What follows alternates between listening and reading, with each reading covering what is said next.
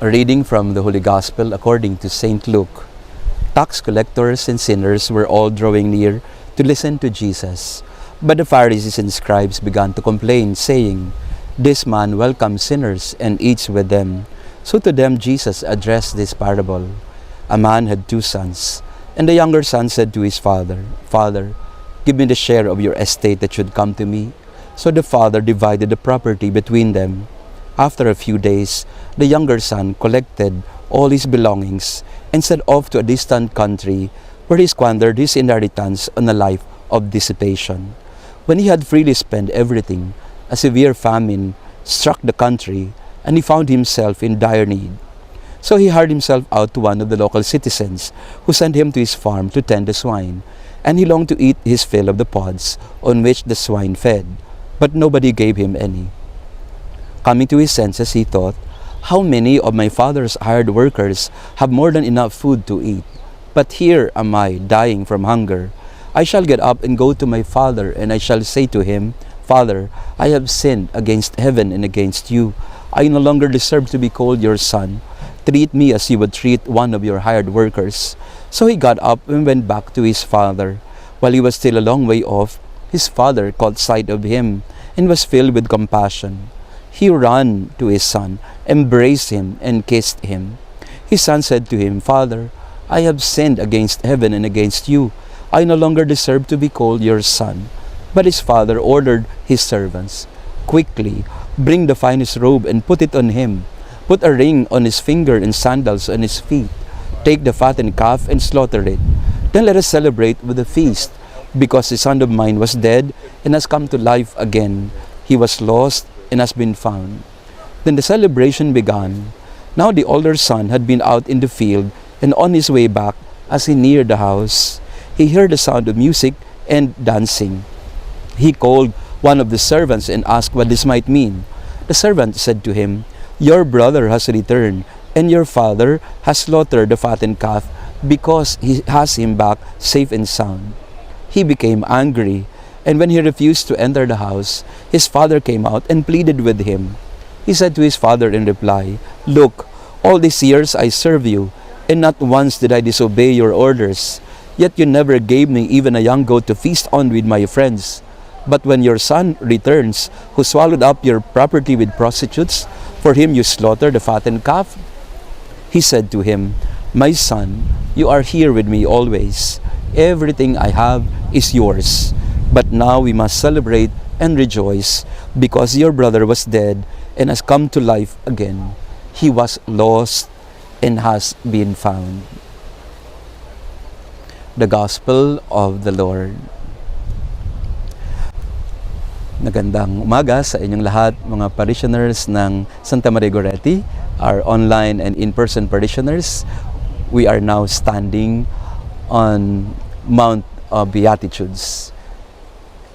In this mountain, the Lord preached the Beatitudes.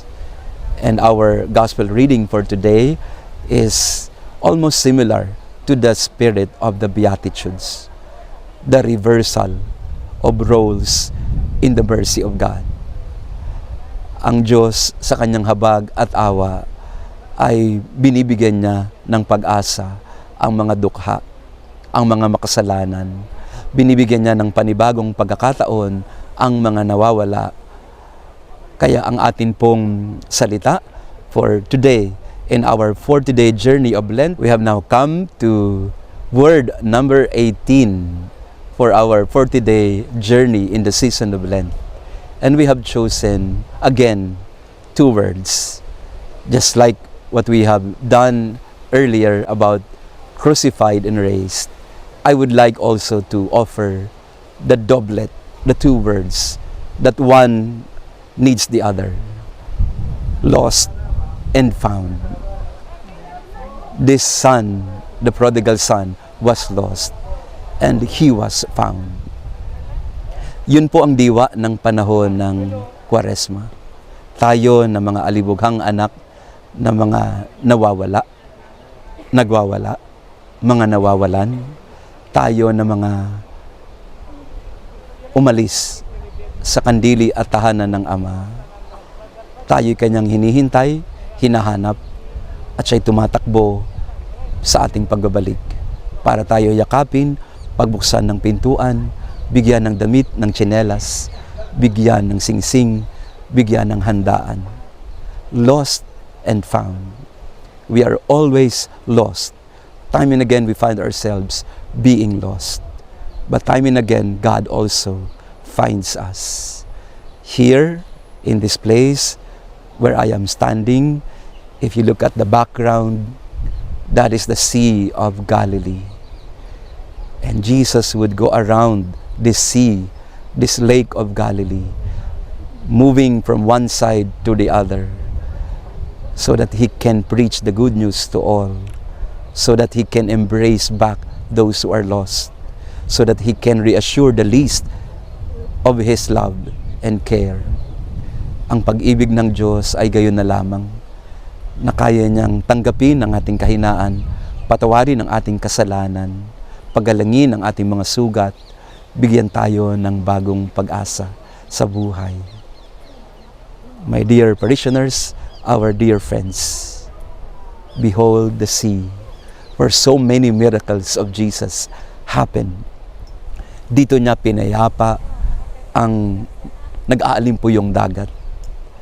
Dito niya pinakita ang kanyang sarili sa mga alagad na nalulungkot sa kanyang kamatayan.